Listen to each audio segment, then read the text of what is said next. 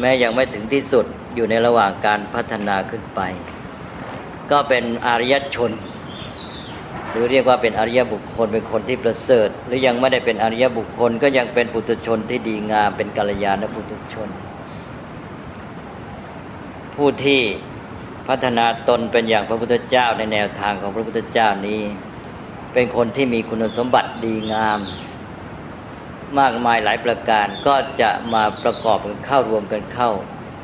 เป็นสังคมที่ดีงามร่วมกันสร้างสรรค์สังฆะขึ้นมาได้อันนี้ก็คือหลักพระรัตนตรัยพระพุทธเจ้าพระธรรมพระประสงค์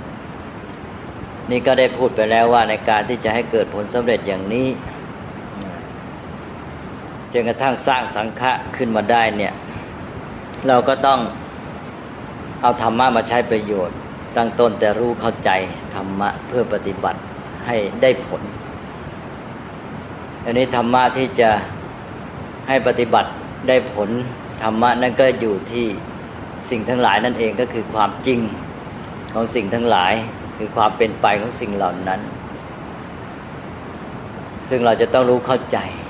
ทีนี้สิ่งทั้งหลายที่เราเข้าไปเกี่ยวข้องรวมทั้งตัวเราเองชีวิตของเราทั้งหมดเนี่ยภาวะของมันที่เราเรียกว่าธรรมะเนี่ยความเป็นไปสภาวะต่างๆเนี่ยปรากฏว่ามันมีความเกิดดับเป็นต้นไม่คงอยู่ในภาวะเดิมเป็นไปตามเหตุปัจจัยของมันดำรงอยู่ตามสภาพของมันไม่เป็นไปตามปรารถนาบังคับบัญชาไม่ได้เนี่ยในเมื่อเราเข้าไปเกี่ยวข้องนี่แน่นอนว่ามันไม่อาจจะให้ความพึงพอใจโดยสมบูรณ์แก่เราได้เพราะภาวะของมันเป็นอย่างนั้นมันเป็นไปตามธรรมชาติของมันไม่ได้เป็นไปตามปรารถนาของเราอันนี้เป็นจุดสำคัญคือเราพูดได้เลยว่าสิ่งทั้งหลายทั้งปวงไม่สามารถจะให้ความพึงพอใจแก่เราอย่างแท้จริงหรือโดยสมบูรณ์ได้เพราะมันมีภาวะของมันเป็นอนิจจังทุกขังอนัตตาอย่างที่ว่ามาโดยเฉพาะเมื่อเราเข้าไปเกี่ยวข้องสัมพันธ์กับมันด้วยความไม่รู้ไม่เข้าใจเอาแต่ความอยากความปรารถนาความยึดความถือสำคัญมั่นหมายคือตัณหาอุปาทานที่ตั้งอยู่บนฐานของอวิชชาเนี่ยเอาไปเกี่ยวข้องกับมันสัมพันธ์กับมันไม่ถูกต้องอันนี้เมื่อมนุษย์เข้าไปสัมพันธ์ไม่ถูกต้องเอาแต่อวิชชาแล้วเอาความอยากความหมายมั่นเข้าไปนี่นะก็พวกหนึ่งก็หาทางออกเมื่อเกิดความทุกข์ความติดขัดบีบคั้นขึ้นมาก็ได้สิ่งกล่อมต่างๆในการที่จะให้สนองความพึงพอใจนั้นโดยหลบหลีกจากปัญหาก็ได้สิ่งกล่อมประเภทต่างๆมากมายแม้แต่เรื่องอย่างเทพเจ้าสิ่งศักดิ์สิทธิ์อำนาจดลบันดาลที่จะมาช่วยให้ความหวังถึงแม้มันจะไม่สบายในปัจจุบันก็ยังมีหวังในอนาคตก็ได้ความสุขไปอย่างเมื่อจะออกไปทางวัตถุสิ่งเสพติดสุรายาเมาซึ่งมีมาทุกยุคทุกสมัยและกำลังจะเกลื่อนกลาดมากขึ้นในยุคนี้ก็เป็นทางออกของมนุษย์ที่มีความทุกข์เยอะไม่สามารถจะแก้ปัญหาไม่สามารถจะปฏิบัติต่อชีวิตของตนและสิ่งทั้งหลายเหล่านี้ได้ด้วยปัญญาหรือยังมีประสิทธิภาพหรือยังได้ผลดีอันนี้การกล่อมนี่มาช่วยให้แก้ปัญหาได้นั่นก็เป็นเพียงว่าหลบปัญหาไปได้ชั่วคราวแล้วก็หมักหมมปัญหาให้มากขึ้นทำให้ทุกข์รุนแรงยิ่งขึ้นเหมือนอย่างคนเสพยาเสพติดเนี่ยตอนแรกไปอาศัยมันได้ความสุขแต่ต่อไปได้ทุกข์ที่ตามมานั้นจะหนักขึ้นทุกทีจนกระทั่งแก้ไม่ได้เลยก็จะสูญเสียไปทั้งชีวิตสูญเสียชีวิตของตนเองไม่พอก็สูญเสียกับสังคมด้วยอีกด้านหนึ่งก็คือคนเมื่อถูกทุกข์บีบคั้นมีปัญหาขึ้นมานี่ก็ดิ้นรนเมื่อดิ้นรนโดยไม่ได้ใช้ปัญญาเท่าที่ควรก็จะทำสเปะสปะเขาก็พยายามแก้ปัญหาแก้ทุกข์นั้นก็กลายเป็นสร้างสรรค์อะไรต่างๆแปลกๆขึ้นมาซึ่งเราเรียกว่าเป็นความเจริญบางทีก็มีความภูมิใจในความเจริญที่สร้างสรรค์จนกระทั่งเวลาผ่านไปเป็นร้อยเป็นพันปี 2,000 ปีจึงรู้ว่า ไอ้ที่สร้างมาเป็นความเจริญนั้นไม่ได้เป็นความเจริญแท้จริงและไม่ได้เกิดผลดีกับชีวิตหรอกเป็นผลร้ายซะมากนี่ก็เป็นปัญหาของมนุษย์อยู่แต่อย่างไรก็ตามในกระบวนการของการที่เผชิญปัญหามีความทุกข์บีบคั้นมนุษย์ดิ้นรนหาทางออกนี่ในฝ่ายกล่อมก็ดีที่ว่าได้ความสุขสบายใจเป็นชั่วคราวก็พอไม่เป็นโรคจิตโรคประสาทแต่ว่าถ้าแรงไปก็กลายเป็นเติมโรคจิตโรคประสาทเข้าไปซึ่งเป็นทางไม่ปลอดภัยได้ที่พึ่งมาให้ความหวังที่ยึดเหนี่ยวก็ไม่ปลอดภัยอันนี้หรือว่าดิ้นรนเพราะความจำเป็นบังคับทุกบีบคั้นภัยคุกคามก็เลยดิ้นรนขนขวายทำโน่นทำนี่ไปซึ่งเกิดความผิดพลาดก็มากแต่ว่าถ้าหากว่าไม่หลงติดเพลิดเพลิน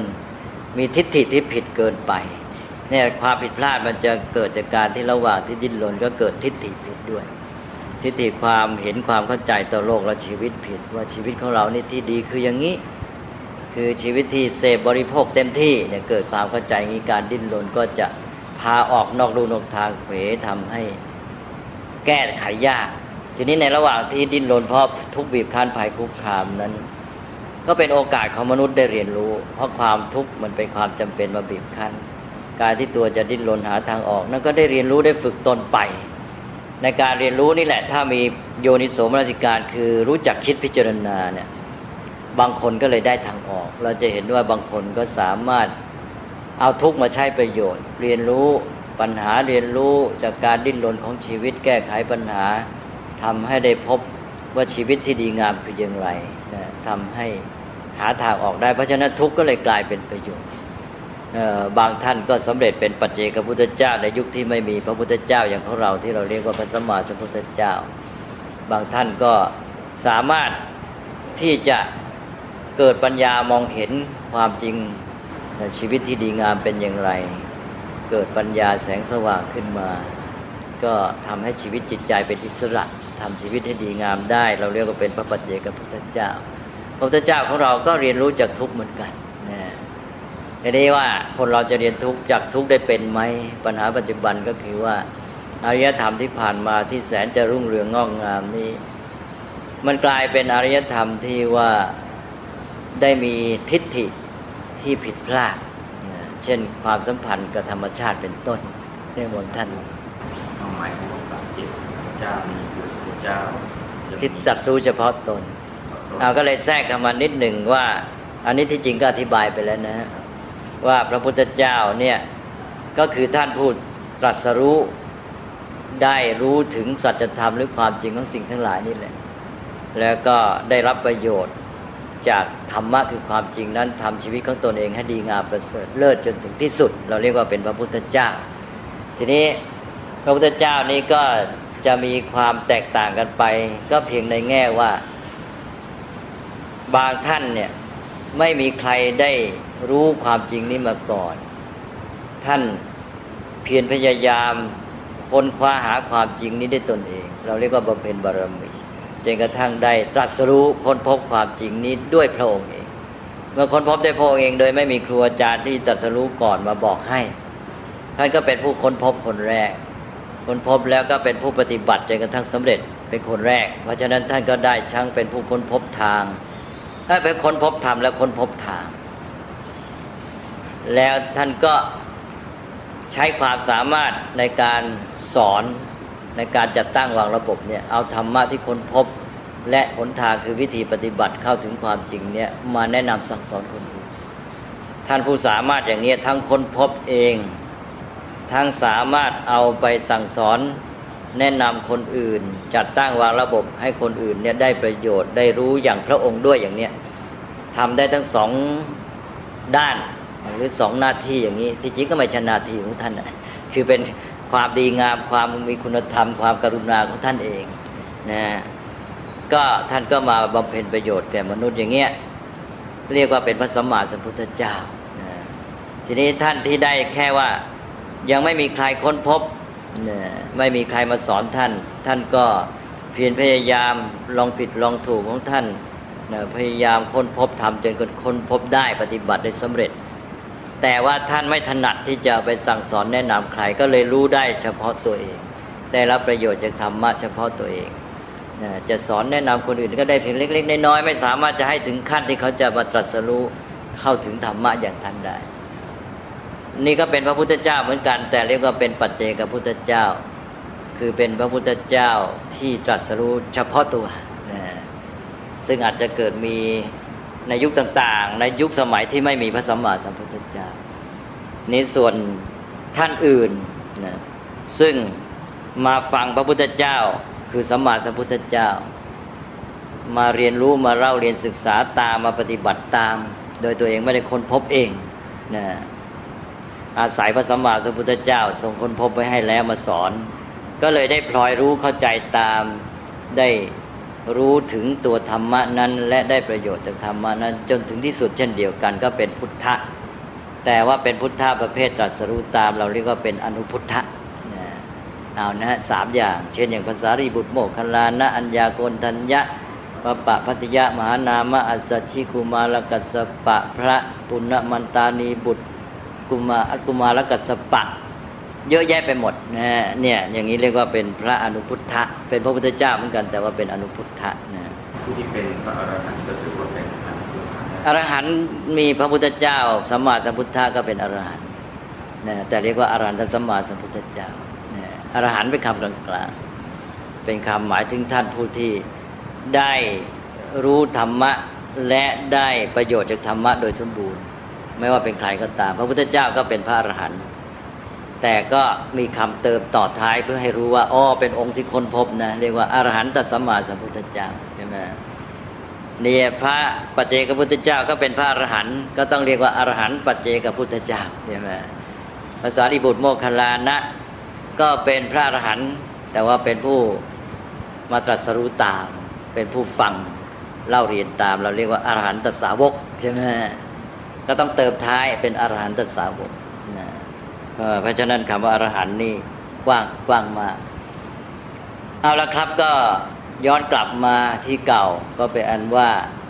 เมื่อคนเรานี่รู้จักเรียนรู้จากทุกข์มีโยนิโสมนสิการก็ได้ประโยชน์จากทุกข์นั้นแต่ว่าถ้าหากว่ามันไปติดทิฏฐิที่ผิดแล้วก็อาจจะหลงทางไปนานอาจจะเป็นพันปีก็ได้นะแต่ในช่วงระหว่างนี้ก็อาจจะมีคนที่ไม่ได้อยู่ในอิทธิพลครอบงำของค่านิยมความเชื่อทิฏฐิเหล่านั้นทั้งหมดบางคนก็สามารถแหวกตัวออกไปได้ใช่ไหมได้พ้นพบความจริงความดีงามนะอันนี้แต่ก็มันได้ประโยชน์แก่คนจำนวนน้อยนะซึ่งก็ค้นคว้าเองดิ้นรนเองนี่ถ้าหากว่าสามารถสร้างกระแสอารยธรรมที่ดีมีทิฏฐิที่ถูกต้องคนส่วนใหญ่ก็จะได้ประโยชน์ไปด้วยนี่เราจึงต้องการสร้างสังฆะนี้ขึ้นมาให้เป็นสังคมส่วนใหญ่ให้มีมนุษย์ที่ปฏิบัติต่อโลกและชีวิตคือสิ่งทั้งหลายอย่างถูกต้องตามธรรมะคือตามความเป็นจริงของมัน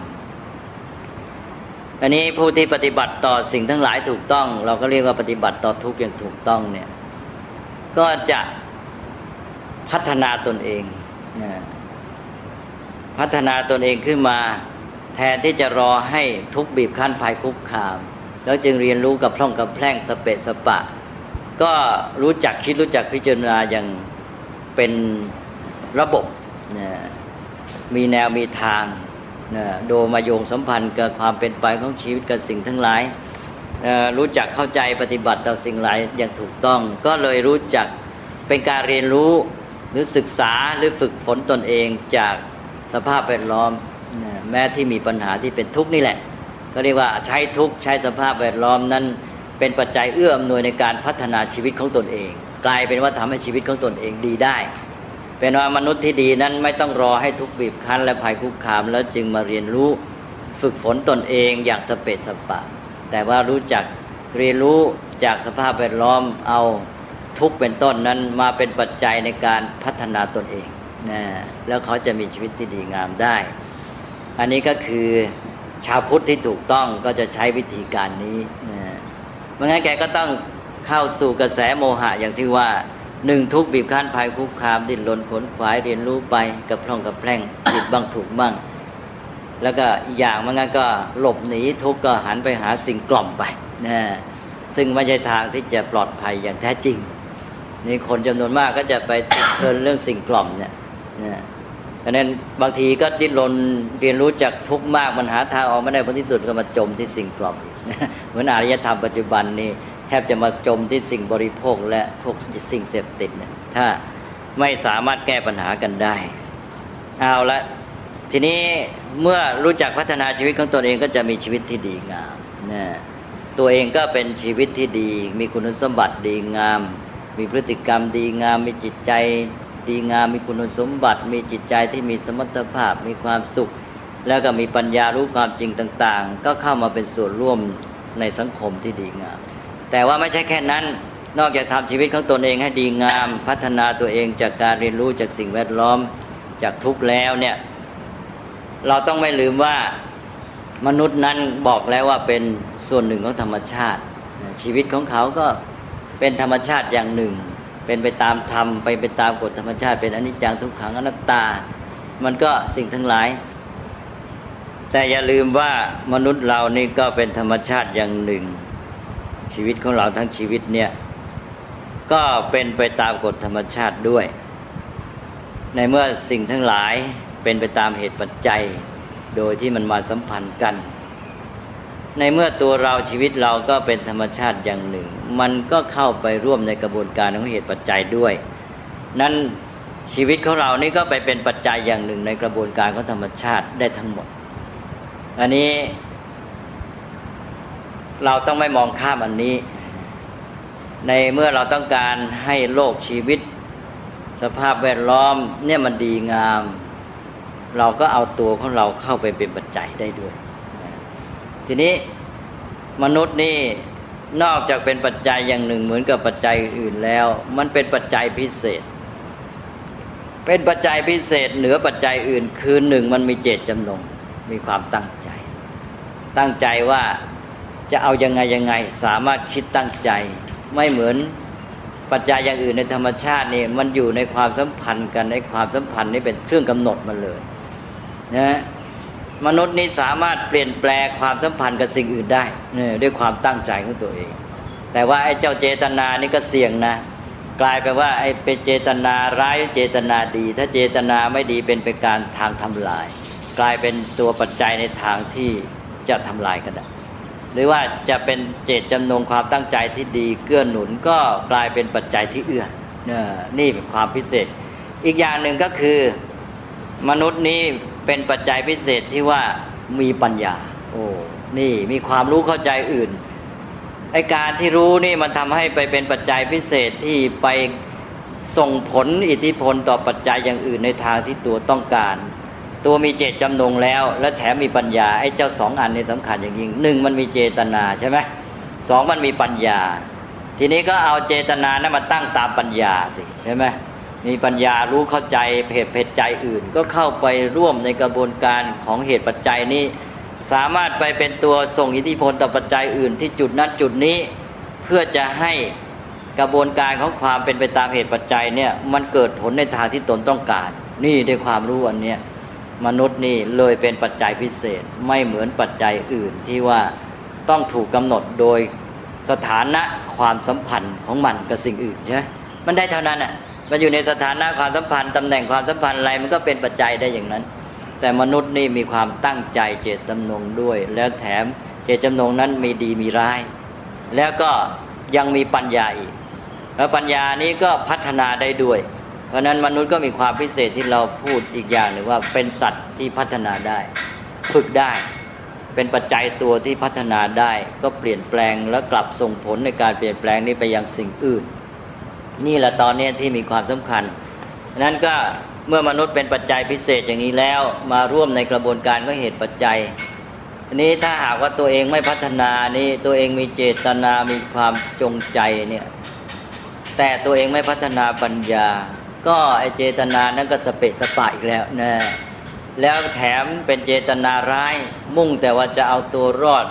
กลายเป็นว่าเป็นปฏิปักษ์จะทำลายสิ่งอื่นกลับทำให้เกิดผลร้ายแก่ระบบความสัมพันธ์แก่การอยู่ร่วมกันแก่สังคมมนุษย์แก่โลกทั้งโลกที่มีธรรมชาติแวดล้อมอยู่ด้วยเสียหายไปเลยหนักยิ่งกว่า ที่ว่าพวกปัจจัยอื่นที่มันไม่เก่งด้วยใช่ไหมกลายเป็นมนุษย์นี่ทำร้ายก็ทำร้ายได้มากที่สุดเพราะไม่พัฒนาตัวเองและไอ้เจตจำนงที่มีนี่แหละที่เรียกว่ากรรมแหละเพราะนั้นมนุษย์ก็เลยทำกรรมนะคือการเข้าไปเป็นปัจจัยในระบบความสัมพันธ์ของโลกและชีวิตเนี่ยนะโดยเอาเจตจำนงของตัวเป็นฐานเป็นตัวมูลเป็นตัวรากนะทำให้เกิดกรรมขึ้นมาซึ่งส่งผลกับสิ่งต่างๆเมื่อมนุษย์ไม่ได้พัฒนาตนไอ้กรรมที่ออกจากเจตจำนงนั้นก็เป็นไปในทางที่มืดบอดเอาแต่ตัวรอดนะมุ่งผลประโยชน์กับตัวทำร้ายสิ่งอื่นก็ส่งผลร้ายต่อทุกอย่างชีวิตของตนเองก็หาได้ดีไปด้วยไม่เพราะนั้นในการที่เป็นปัจจัยพิเศษอันเนี้ยมนุษย์จะต้องระวังตัวให้มากก็คือทำไงจะให้ตัวเองเนี่ยไปเป็นปัจจัยที่ดีที่สุดเนี่ยซึ่งชีวิตของตัวเองก็จะได้ดีด้วยและส่งผลต่อสังคมต่อโลกต่อระบบของธรรมชาติในทางที่ดีเกื้อหนุนกันอันนั้นก็จะทำให้มีเจตนาที่ดีและเจตนาที่ดีจะสำเร็จผลต้องมีปัญญาใช่ไหมถ้าไม่รู้เลยจะไปตั้งเจตนาดีมันทำไม่ถูกพอมีเจตนาด้วยดีด้วยมาพัฒนาขึ้นไปนะเจตนาก็อยู่ในจิตใช่ไหมมีคุณสมบัติคุณธรรมความดีงามต่างๆแล้วมีจิตใจสบายมีความสุขมีความเข้มแข็งจิตใจเจตนานี่ดีแล้วมันด้านจิตดีแล้วได้ปัญญาความรู้ความเข้าใจสิ่งต่างๆระบบความสัมพันธ์ตัวเหตุปัจจัยอะไรที่เราจะเข้าไปเกี่ยวข้องเราจะไปจัดการเราไปช่วยมันเกื้อหนุนมันนี่ปัญญาก็มาช่วยนะทำให้เจตนาที่ดีนั้นสำเร็จผลทีนี้ในการที่จะปฏิบัติให้สำเร็จผลก็ออกมาถึงพฤติกรรมใช่ไหมพฤติกรรมกายวาจานี่แหละเป็นตัวที่ออกไปสัมพันธ์กับสิ่งอื่นก็เลยพัฒนา3ด้านนี้มันดีพัฒนาเนี่ยเจตนาที่มีคุณสมบัติของจิตใจต่างๆให้พรั่งพร้อมพัฒนาจิตใจให้ดีพัฒนาปัญญาที่รู้แล้วก็มาพัฒนาพฤติกรรมนี้ด้วยพัฒนาพฤติกรรมเป็นของหยาบก็พัฒนาอยู่เรื่อยตั้งแต่ต้นแล้วพัฒนาไปพฤติกรรมที่มีปัญญารู้เข้าใจความจริงอย่างทั่วถึงแล้วมีประกอบด้วยเจตนาดีจิตใจดีก็เลยทำให้พฤติกรรมนั้นเอื้อเป็นประโยชน์ในระบบความสัมพันธ์ก็ส่งผลดีนะนั้นมนุษย์ก็เลยเป็นปัจจัยที่เป็นประโยชน์เป็นปัจจัยที่มาช่วยให้โลกนี้ดีขึ้นแต่ก่อนเนี่ยโลกธรรมชาติแวดล้อมเนี่ยความสัมพันธ์ระหว่างมนุษย์เนี่ยรวมทั้งความสัมพันธ์กับธรรมชาติเนี่ยถ้ามันปล่อยไปตามความสัมพันธ์ของมันเองอย่างที่เป็นอยู่เนี่ยมีการเบียดเบียนกันมากใช่ไหมทีนี้มนุษย์นี่เป็นปัจจัยพิเศษอย่างที่ว่าพัฒนาได้พอพัฒนาให้ดีขึ้นทั้ง3ด้านนี้แล้วโดยเฉพาะปัญญาแล้วให้มีเจตนาดีก็พฤติกรรมนั้นก็เก่งมาทำให้ช่วยให้ระบบความสัมพันธ์เช่นสังคมมนุษย์เองเนี่ยดีขึ้นมีความสุขมากขึ้นเบียดเบียนกันน้อยลงดังนั้นนี่ก็คือเรื่องของอริยสัจทั้งหมดเลยนะอันนี้ต่างกับแนวคิดของตะวันตกซึ่งเรามองจากแนวคิดนี้เราก็เห็นว่าพวกเขานี่ถูกทุกข์บีบคั้นภัยคุกคามก็ดิ้นรนสเปะสปะเรียนรู้จากการดิ้นรนจากการต่อสู้จากการแก้ปัญหาจากการหาทางพ้นทุกข์นั้นก็ได้เก่งขึ้นมาแต่ว่ามันมีทิฏฐิผิดในที่สุดก็ไปมีทิฏฐิว่าเนี่ยมนุษย์จะดีงามประเสริฐมีความสุขสมบูรณ์เมื่อไปพิชิตธรรมชาติอื่นได้ใช่ไหมก็เลยจะกำจัดมันเอามันเป็นทาสรับใช้ไปมากลายเป็นทำลายธรรมชาติแวดล้อมเกิดภัยพิบัติเราก็เรียกกันว่าธรรมชาติแวดล้อมเสื่อมโทรมนะก็เลยกลายเป็นการพัฒนาที่ไม่ยั่งยืนนะเพราะนั้นก็จะต้องแก้ไขปัญหากันใหม่ทีนี้จะหาทางออกอย่างไรเราก็บอกว่าต้องเอาระบบความคิดเนี่ยไปใช้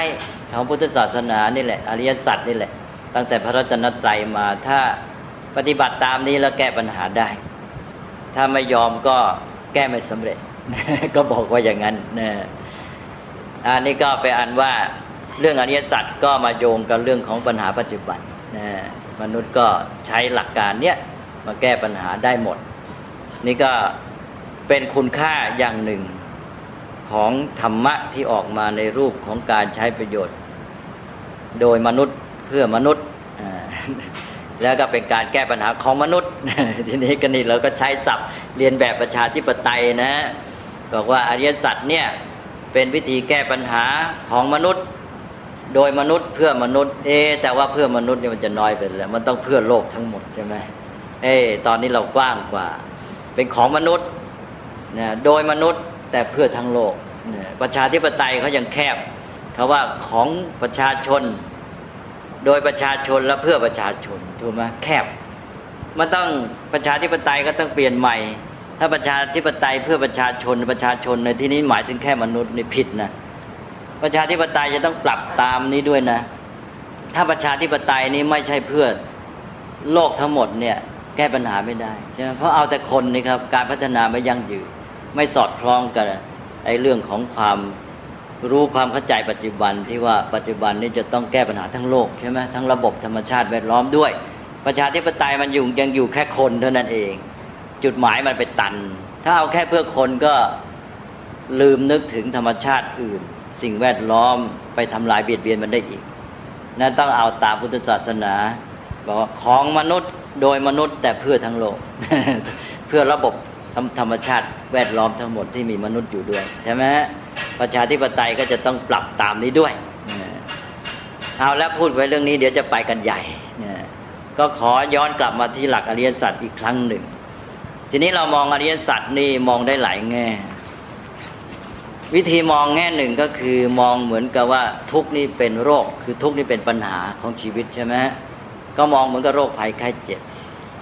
ทีนี้โรคภัยไข้เจ็บนี่ก็เป็นปัญหาสำหรับชีวิตแต่เป็นเรื่องที่หมอนี่แหละจะเข้ามาจัดการใช่ไหม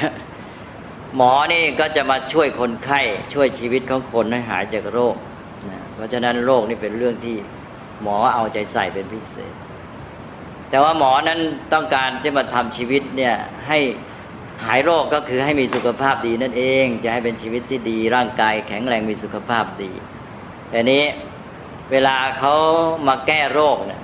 โรคคือปัญหาของชีวิตและของร่างกายน่ะเฉพาะด้านร่างกายอันนี้เขาจะมาแก้ปัญหาจะมาบำบัดโรคเดี๋ยวนี้เราก็เรียกกันว่ารักษาโรคที่จริงมันก็ไม่ถูกใช่ไหมรักษาโรคก็ต้องเอาโรคไว้สิใช่ไหมรักษานี่มันแปลว่าทำให้คงอยู่ได้ดีนะฮะรักษาโรคก็ต้องเอาโรคไว้สินะแต่เดี๋ยวนี้มันพูดกันผิดนะมันต้องรักษากายให้หายโรคนะก็ต้องบำบัดโรคสมัยโบราณเขาใช้คำว่าบำบัดโรคก็มาดูว่าหมอก็จะมาบำบัดโรคละนะแต่ก็คือจะช่วยให้ร่างกายเนี่ยแข็งแรงมีสุขภาพดีอันนี้ก็แปลว่าหมอเนี่ยจะบำบัดโรคแล้วจะให้ร่างกายคนไข้แข็งแรงมีสุขภาพดีนี่จุดนี้เราไปอยู่ที่โรคนี่บำบัดโรคเนี่ยหมอที่จะมาช่วยรักษาคนให้หายโรคเนี่ยเวลาเขาเรียนเขาฝึกเนี่ยเขาเริ่มที่ไหนหมอปัจจุบันเนี่ยเขาเริ่มเรียนร่างกายมนุษย์ก่อนเขาไม่ได้ไปเรียนโรคนะถูกไหมเขาเริ่มเรียนเขาไปเรียนร่างกายไปเรียนกายวิภาคเอาศพคนนี่มาเรียนมาผ่ามาแยกดูใช่ไหมเรียนกายวิภาคแบ่งแยกร่างกายออกไปนะอนาโตมีให้รู้ว่าอะไรส่วนไหนเป็นยังไงต่อมาก็เรียนรู้ระบบการทำงานของร่างกายเรียกว่าสรีรวิทยาใช่ไหมเนี่ยต้องเรียนเรื่องของร่างกายทั้ง ตัววัตถุนะส่วนประกอบต่างๆของร่างกายเรียนส่วนประกอบของมันนะวิภาคแยกๆไปแล้วก็เรียนระบบการทำงานของมันเรียกว่าสรีรวิทยาก็คือเรียนร่างกายเนี่ยเขาจะบำบัดโรคแต่กลับมาต้องเรียนที่ร่างกายเนี่ยอันนี้ขอให้คิดให้ดีเพราะอะไรเพราะโรคมันเป็นที่ไหนมันเป็นที่ร่างกายใช่ไหมถ้าไม่เข้าใจร่างกายแล้วจะไปจัดการแก้ไขโรคได้ยังไงแล้วถ้าไปเรียนโรคเราเรียนไม่มีที่สิ้นสุดเรียนร่างกายเนี่ยร่างกายนี่มันเป็นที่ตั้งแห่งโรคโรคเป็นที่ร่างกายแล้วการวิปริตผันแปรของร่างกายเนี่ยถ้าร่างกายนี้เราปฏิบัติจัดการกับมันไม่ถูกมันเป็นทางเกิดโรคอีกมากมายไม่เฉพาะโรคที่รู้จักกันเท่านี้ใช่ไหมเพราะฉะนั้นที่จริงนี่ต้องเรียนเรื่องร่างกายนี่แหละให้ร่างกายเนี่ยมันอยู่ในสภาพที่ดีมันมีการทำหน้าที่มันประสานกลมกลืนกันทั้งระบบมีดุลยภาพร่างกายนี่มันต้องอยู่ได้ดีใช่ไหมอันนี้คือแกนหัวใจของการบำบัดโรคเลยอันนี้ทีนี้ก็เสร็จแล้วก็เรียนโรคภัยไข้เจ็บหมอทุกคนจะต้องเรียนเรื่องร่างกายนี่หมดใช่ไหมแต่อาจจะเรียนพิเศษเฉพาะจุดแต่เรื่องโรคนี่เขาจะเรียนไม่หมดหรอกไม่มีใครไปเรียนโรคหมดทุกโรคนะอันนี้ ก็เป็นอันว่าถ้าเราจับจุดถูกก็เหมือนกันที่เราบอกว่าทุกข์เนี่ยความจริงก็คือสภาวะสิ่งทั้งหลายที่ไม่คงอยู่ในภาวะเดิมของมันแต่นี้มันปรากฏแก่มนุษย์ในลักษณะที่ไม่ได้อย่างใจนะมันไม่ให้ความพึงพอใจโดยสมบูรณ์แก่ผู้ที่เอาแต่อยากเขาว่าใช่ไหมทีนี้มันก็เป็นปัญหาขึ้นมาทีนี้เราจะไปแก้ปัญหาไม่ให้มีทุกข์ไม่ให้มีปัญหาคือไม่มีโรคนั่นเองก็เหมือนกับแพทย์จะไม่ให้คนมีโรคไม่ต้องไปเรียนเรื่องโรคเท่าไรหรอกมาเรียนเรื่องร่างกายเรื่องชีวิตมนุษย์ทุกข์นั้นมาเกิดที่ไหนมาเกิดที่ชีวิตแล้วก็จิตใจคนเพราะนั้นก็จะต้องเรียนเข้าใจชีวิตจิตใจนั้นตกลงว่าอริยสัจข้อหนึ่งให้เราเรียนอะไรเหมือนกับแพทย์จะบำบัดโรคก็มาเรียนเรื่องร่างกายผู้ที่จะป้องกันทุกข์ดับทุกข์ไม่ให้มีทุกข์เกิดขึ้นคำว่าดับทุกข์นี่ที่จริงเป็นคำที่ชวนเข้าใจผิดนะความจริงท่านหมายถึงทำให้ไม่มีทุกข์เกิดขึ้นเป็นภาวะไร้ทุกข์ไม่มีทุกข์เกิดขึ้นการที่จะไม่ให้มีทุกข์เกิดขึ้นมันก็ต้องมาเรียนรู้เข้าใจนี่แหละที่ตั้งของทุกข์อยู่ที่ไหนตัวที่จะเป็นตัวที่จะทำให้เกิดทุกข์ก่อทุกข์ขึ้นมาได้ก็ชีวิตจิตใจนะและสิ่งที่สัมพันธ์กับชีวิตจิตใจของคนก็คือสิ่งแวดล้อมทั้งหลายรูปธรรมนามธรรมนี่แหละตกลงว่าชีวิตทั้งหมดของเรามันก็ไม่มีอะไรก็ไม่รูปธรรมนามธรรมสิ่งทั้งหลายก็รูปธรรมนามธรรมอันนี้แหละถ้าเรารู้เข้าใจปฏิบัติแต่มันถูกต้องไอ้เจ้าทุกข์มันก็ไม่มีเองแหละถูกไหมฮะเนี่ยก็กันไม่ให้ทุกข์เกิดขึ้นเลยไม่ต้องไปดับทุกข์ที่เกิดขึ้นแล้วมันกลายไปว่ามันทำให้ไม่มีทุกข์เกิดเลยนะเพราะฉะนั้นตกลงว่าเรื่องอริยสัจเนี่ยเรามาเรียนที่นี่เองมาเรียนที่ชีวิตของเรานะเข้าใจสิ่งทั้งหลายทั้งชีวิตทั้งก็คือสังขารซึ่งสังขารนี้จะโยงจากชีวิตของเราไปหาสิ่งทั้งหลายภายนอกสิ่งแวดล้อมที่เราเกี่ยวข้องทั้งหมดนะนี่คือสิ่งที่เราจะต้องเรียนพอเราเรียนเสร็จแล้วนะเราปฏิบัติต่อชีวิตต่อสังขารต่อรูปธรรมนามธรรมนี่ถูกต้องก็แปลว่าทุกข์ไม่เกิดอย่างคนมีทุกข์เกิดเป็นปัญหาขึ้นมาแล้วจะแก้ไงเหมือนหมอเนี่ยเราบอกบำบัดโรครักษาโรคไม่ถูกทุกคำเมื่อกี้บอกบำบัดโรคไม่ถูกหรอกบำบัดโรคก็ไม่ถูกรักษาโรคก็ผิดบำบัดโรคก็ผิดถ้าใช้คำว่าบำบัดในความหมายว่าไปทำลายโรคไม่ให้มันหมดไปนะมีใครไปทำลายไปบำบัดโรคได้หมอเขาจะทำให้คนหายโรคเนี่ยเขาทำไงรู้ไหมเขาไปกำจัดสมุฏฐานของโรคเขาต้องเรียนโรคนี่เขาไม่ได้ไปแก้ที่โรคนะเขาไปแก้ที่เชื้อโรคถูกไหมใช่ไหมคนเป็นโรคท้องเดินเนี่ยปวดหัวเขาไปแก้ที่อาการงั้นแค่ยาแก้ปวดระงับอาการนี่แก้โรคไม่ได้ถูกไหมฮะทำไงต้องไปแก้ที่สมุฏฐานมันเป็นเชื้อโรคก็ไปกำจัดเชื้อโรคถูกไหมเชื้อโรคกับโรคไม่เหมือนกันนะถูกไหมครับโรคอย่างหนึ่งเชื้อโรคอย่างหนึ่งเวลาเราจะแก้โรคเราต้องไปแก้ที่เชื้อโรคนะต้องไปทำลายเชื้อโรคและโรคหายไปเองถูกไหมเมื่อเราไปทำลายเชื้อโรคไอฮิวาหรือเชื้อบิดเชื้ออะไรในท้องไอโรคท้องเดินท้องเสียปวดท้องหายไปแล้วอยู่ๆเราจะไปรักษาโรคบำบัดโรคไปทำให้หายปวดท้อง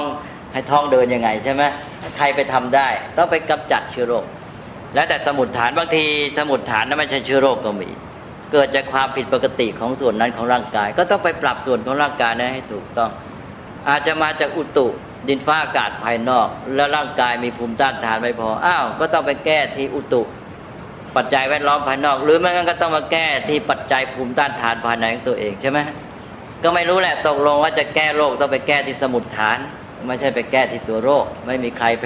บำบัดโรคได้นะนี่เพราะฉะนั้นหมอเขาก็ทำอย่างเงี้ยทีนี้ก็เช่นเดียวกันในเรื่องอริยสัจเนี่ยนะเป็นอันว่าหนึ่งทุกข์ถ้าเรามองแบบโรคเหมือนของหมอก็เป็นตัวโรคนะโรคนั้นที่จริงมันก็เป็นอาการที่ผิดปกติของร่างกายบกพร่องนะทีนี้เอาแล้วนั้นหนึ่งก็ต้องเรียนไอ้ที่ตั้งของโรคก็คือชีวิตร่างกายเพื่อปฏิบัติตามให้ถูกแล้วก็สองก็เรียนสมุฏฐานของโรคใช่ไหมแล้วก็ไปกำจัดสมุฏฐานนั้นก็คือสมุทัยนะฮะคือการเกี่ยวข้องสัมพันธ์ที่ผิด แล้วไอ้ตัวทุกข์นั้นเราไม่ต้องไปทำอะไรมันหายไปเองไม่มีใครไปที่จริงไม่มีใครไปทำลายทุกข์ได้หรอกนะทุกข์หายไปจากสมุฏฐานของมันแล้วทีนี้ก็ได้พูดไปแล้วว่าเมื่อเรากำจัดทุกข์เราก็ได้บรรลุจุดหมายความมีสุขภาพดีความไม่มีโรคนะชีวิตที่ดีงาม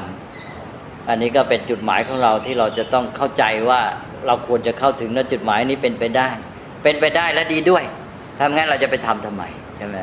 ทีนี้ก็ต่อไปก็วางข้อปฏิบัติใช่ไหมวางข้อปฏิบัติออกมาก็แล้วแต่ละตอนนี้เรื่องของหมอนี่หมอเมื่อวินิจฉัยโรคนะแล้วก็ต้องหาตัวเชื้อโรคสมุฏฐานกำจัดเชื้อโรคนั้นกำหนดเป้าหมายว่าภาวะที่ตนต้องการให้เป็นอย่างนี้แล้วก็วางวิธีปฏิบัติเช่นการให้ยาใช่ไหมหรือการผ่าตัดการปฏิบัติตัวของคนไข้รายละเอียดต่างๆเหล่านี้มากมายเหลือเกินเรียกว่าเป็นมรรคทั้งสิ้นนี่ก็คือการเทียบเรื่องอริยสัจกับเรื่องการบำบัดโรคภัยไข้เจ็บนะเรื่องของหมอก็คล้ายๆกันอันนี้พูดถึงตอนนี้แล้วก็เลยมาดูเรื่องอริยสัจนี่เรื่องอริยสัจก็เลยโยงไปหาความจริงของสิ่งทั้งหลายเขาบอกแล้วว่าอริยสัจก็คือการนำเอาธรรมะความจริงเนี่ยมาใช้ประโยชน์แก่มนุษย์ให้มนุษย์ปฏิบัติได้ก็เลยเป็นหลักการ4ข้ออันนี้หลักการ4ข้อมีทุกข์สมุทัยนิโรธมรรคก็จากการที่พูดมานี่เราก็จะเห็นได้ว่าเราจะต้องทำอะไรในแต่ละข้อเพราะฉะนั้นพระพุทธเจ้าก็เลยทรงวางหรือสอนไว้ซึ่งวิธีปฏิบัติต่อแต่ละข้อนี้นะอย่างที่บอกเช่นเมื่อกี้บอกว่าทุกข์นี่ไปกำจัดมันไม่ได้นะอย่างนี้เป็นต้นใช่ไหมเนี่ยหรือว่าทุกข์ถ้าเราปฏิบัติไม่เป็นเราจะหลงแม้กระทั่งเอามันมาเป็นทุกข์ในเราก็ได้ผิดหมดเพราะนั้นการปฏิบัติต่อสิ่งเหล่านี้ต้องให้ถูกต้องเพราะนั้นพระพุทธเจ้าก็วางสิ่งที่เรียกว่ากิจต่ออริยสัจเข้ามาเพราะนั้นผู้ที่เรียนอริยสัจแล้วจะต้องเรียนรู้กิจต่ออริยสัจหรือกิจในอริยสัจด้วยว่าอริยสัจแต่ละข้อนี้เรามีหน้าที่จะทำต่อมันอย่างไรหน้าที่ต่ออริยสัจต้องทำไม่ให้ผิดถ้าผิดเราก็พลาดแล้วก็เกิดผลเสียอริยสัจข้อหนึ่งก็ทุกข์ก็อย่างที่บอกแล้วก็สิ่งทั้งหลายมันอยู่ในภาวะที่มันไม่อยู่ในภาวะที่คงตัวอยู่ที่เราจะให้เป็นไปตามปรารถนาของเราได้หรอก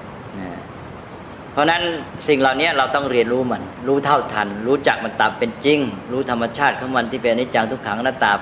เป็นต้นเพื่อเราจะได้วางใจแต่มันถูกแล้วเราจะได้ก้าวไปสู่ข้ออื่นๆวิธีปฏิบัติเพราะนั้น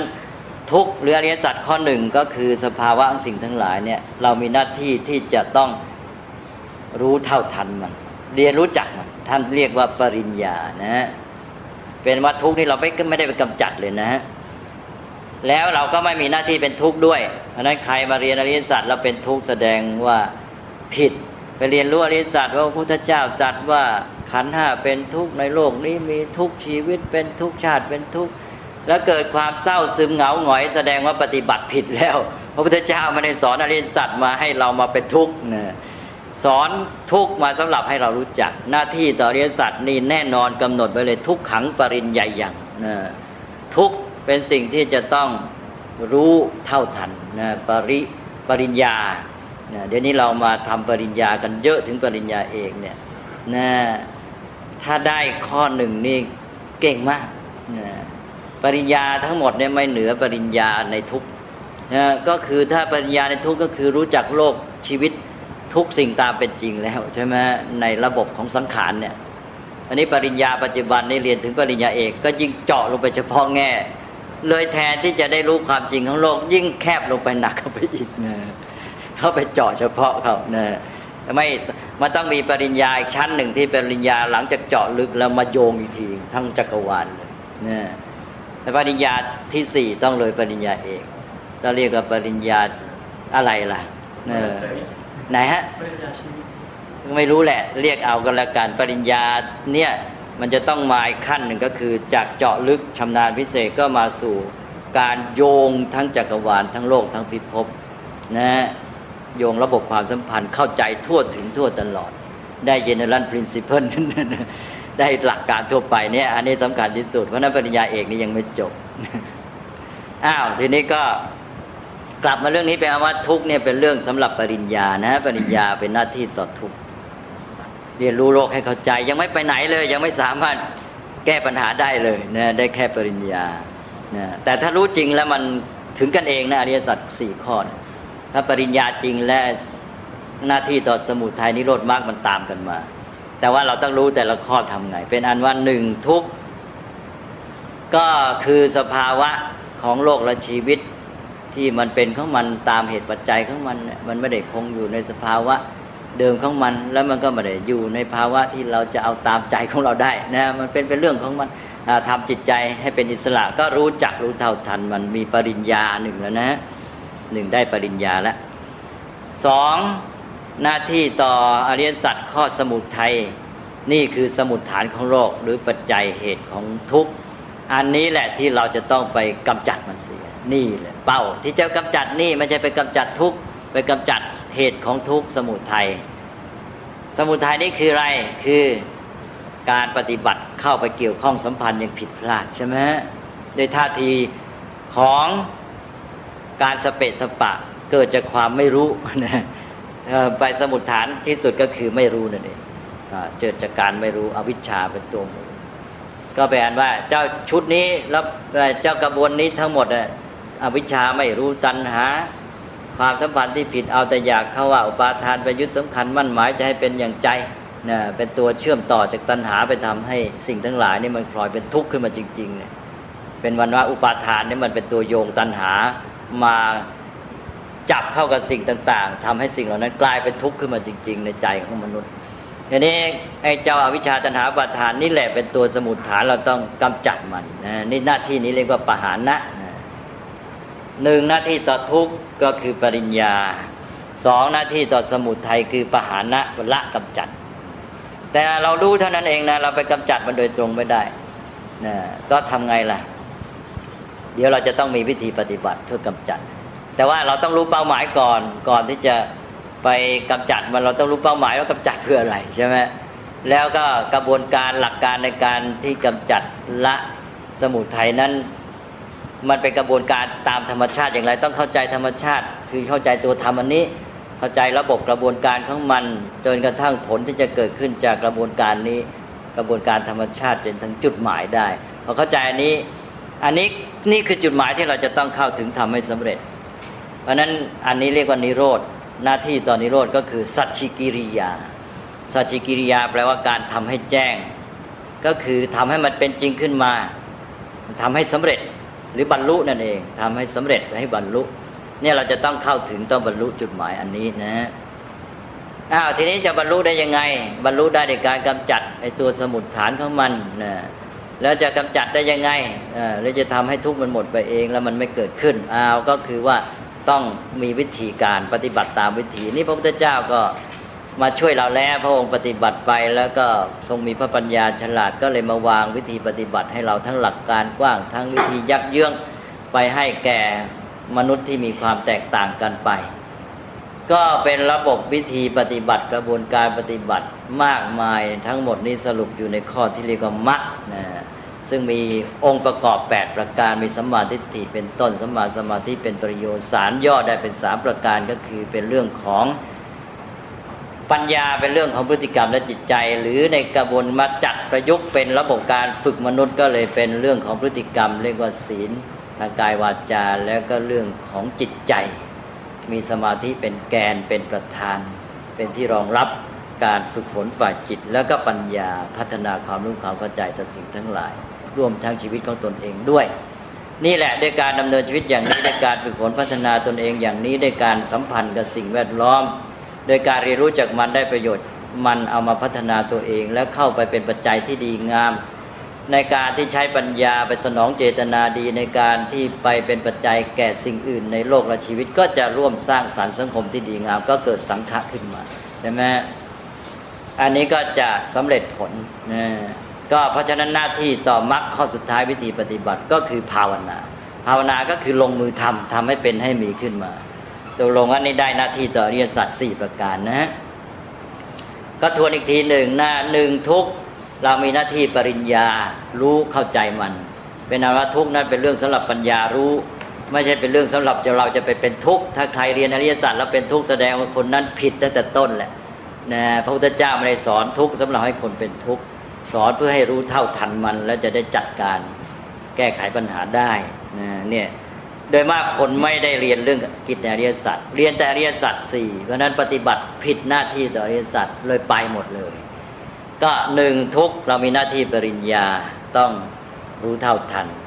ทำความรู้จักมันเหมือนหมอจะวินิจฉัยโรคสองก็สมุทัยสมุฏฐานของโรคตัวปัจจัยให้เกิดปัญหาอันนี้เราต้องปหานะหน้าที่คือกำจัดละมันทำให้มันไม่มีทำให้หมดไปสามนิโรธ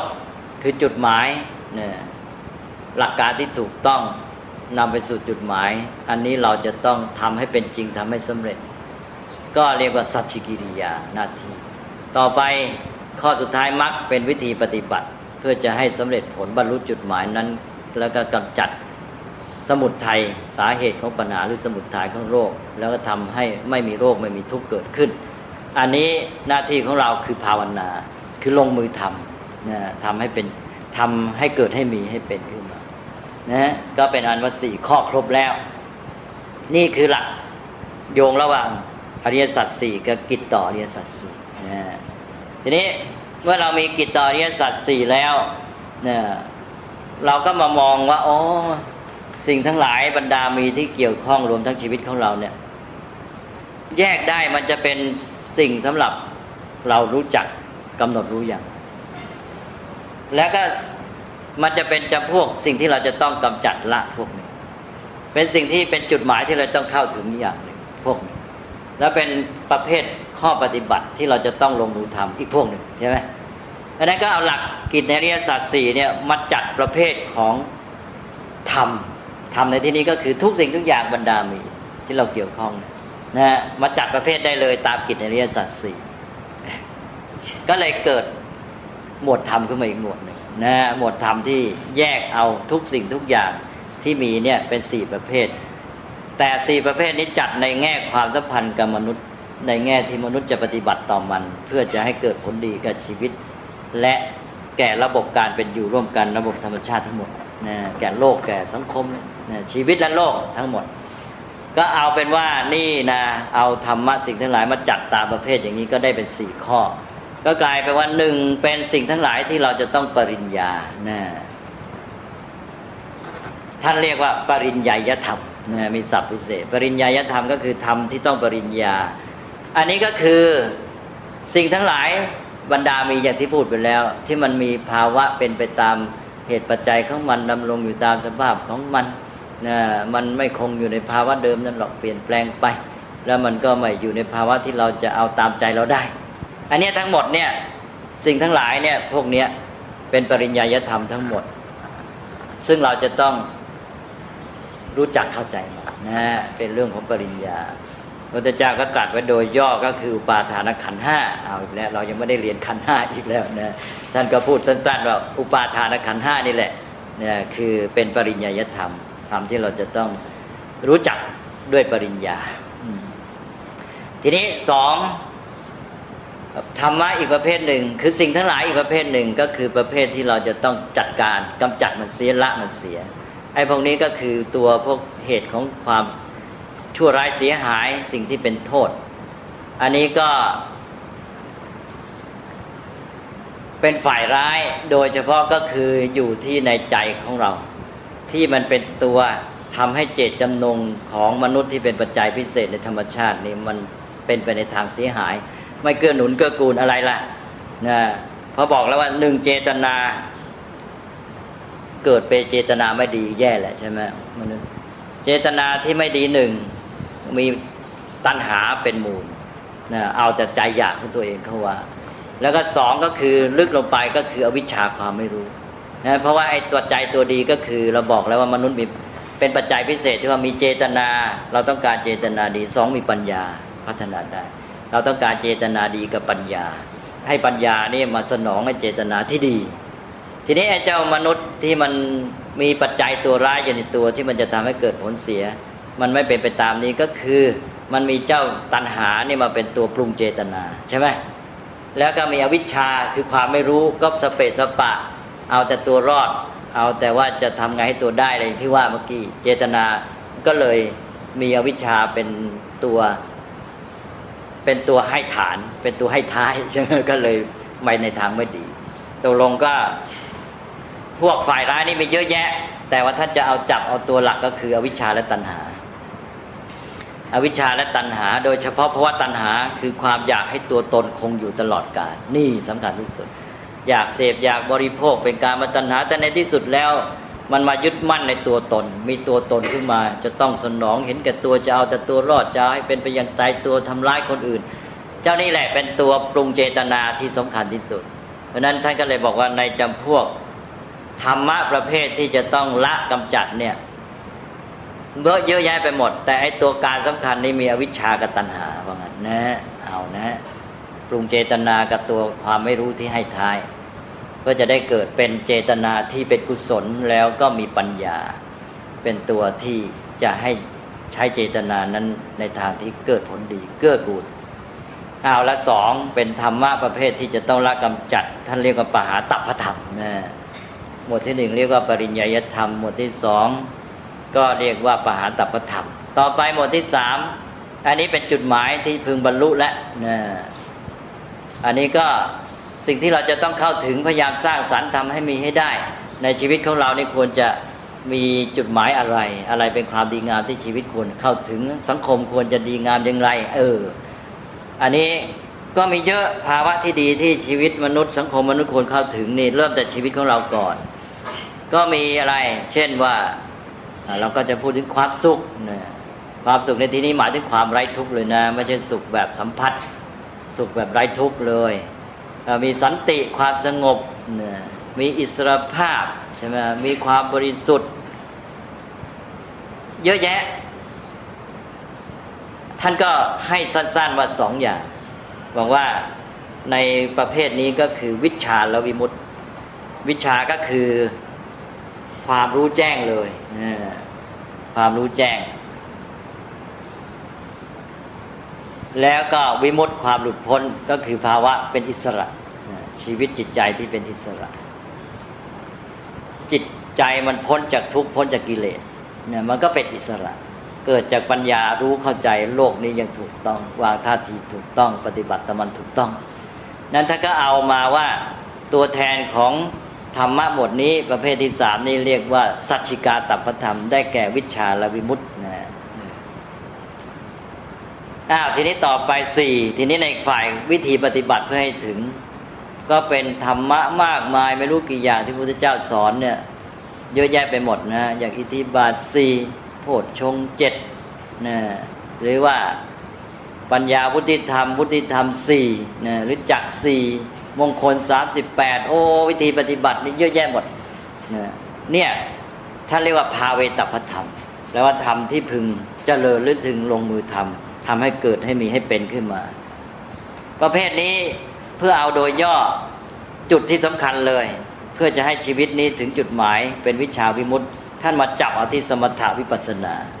สมถะก็คือกระบวนการระบบการพัฒนาด้านจิตใจแล้วก็วิปัสสนาก็กระบวนการพัฒนาด้านปัญญาให้ถึงความรู้แจ้งเป็นขั้นสุดท้ายตอนนี้จะเห็นว่าทำไมไม่เอาศีลเรื่องพฤติกรรมล่ะใช่ไหมตอนนี้มาจับเอาจุดยอดเลยเนี่ยเอาสมถะวิปัสสนาเนี่ยเป็นภาเวตัพพธรรมแต่ที่จริงก็คือกว้างหมดคลุมไปหมดจะมาสมถะได้ต้องพัฒนาพฤติกรรมได้นะด้วยวิปัสสนาปัญญาก็เหมือนกันดังนั้นโยงกันไปแต่ว่าจับเอาจุดสำคัญก็ไปเอาได้ธรรมะสี่ประเภทหรือสี่หมวดนะตามหน้าที่ต่ออริยสัจหนึ่งเรียกว่าปริญญาธรรมธรรมที่พึงกำหนดรู้เท่าทันรู้เข้าใจมันนะแล้วก็สองก็ปหาตัพพธรรมธรรมที่พึงละพึงกำจัดทำให้หมดไปทำให้ไม่มีไม่เกิดขึ้นแล้วก็สามสัจฉิกาตัพพธรรมธรรมะที่พึงทำให้แจ้งทำให้สำเร็จบรรลุเข้าถึงแล้วก็สี่ก็ภาเวตัพพธรรมธรรมะที่พึงเจริญทำให้เป็นให้มีคือปฏิบัติลงมือทำนะสี่ประเภทปริญญาธรรมธรรมะที่พึงกำหนดรู้เท่าทันได้แก่อุปาทานขันธ์ห้า ก็รวมทั้งรูปธรรมนามธรรมทั้งหลายทั้งปวงทั่วไปหมดนะที่เราจะต้องรู้จักที่มันอยู่ตามภาวะของมันไม่ขึ้นแต่ปรารถนาของเราแล้วก็สองก็ปหาตปธรรมธรรมะที่พึงละกำจัดนี่ก็ได้แก่สิ่งที่เป็นมูลเหตุของความชั่วร้ายทั้งหลายซึ่งตัวสำคัญก็ได้แก่วิชชาภวตัณหาแล้วก็สามส่วนตัวจุดหมายที่ดีงามที่พึงบรรลุถึงนั้นนะซึ่งมีหลายอย่างพูดได้หลายแบบในสุดท้ายก็คือนิพพานแต่ในที่นี้ฉันใช้ศัพท์ว่าวิชชาและวิมุตตินะแล้วก็สี่ภาเวตปธรรมธรรมะที่พึงเจริญพึงลงมือปฏิบัติลงมือทำก็มีมากมายเป็นข้อปฏิบัติทั้งหมดในพุทธศาสนาศีลสมาธิปัญญารวมตั้งแต่วินัยเป็นต้นไปแน่แต่ว่าเอาจุดสำคัญตัวที่จะให้ถึงจุดปลายยอดเรียกว่าสมถะและวิปัสสนานะแต่ต้องเข้าใจความหมายของศัพท์เหล่านี้ให้ถูกต้องเพราะบางที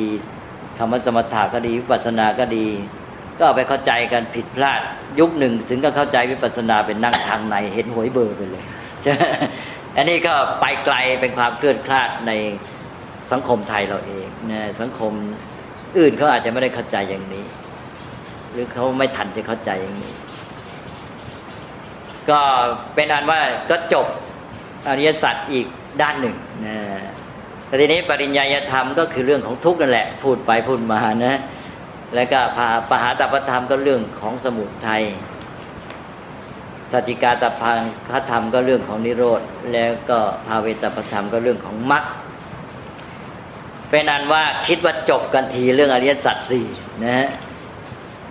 ทีนี้มีอะไรสงสัยไหมครับเกือบ4 โมงแล้วนั่นเนี่ยมีไหมครับข้อสงสัย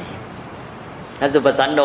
ต้องการเรื่องนี้ใช่ไหมครับแล้วจะเอาพอจะใช้ได้หรือเปล่าใช้ได้จะเข้าใจนะฮะไม่มีอะไรนะฮะไม่มีเราก็จะได้หยุดกันก่อน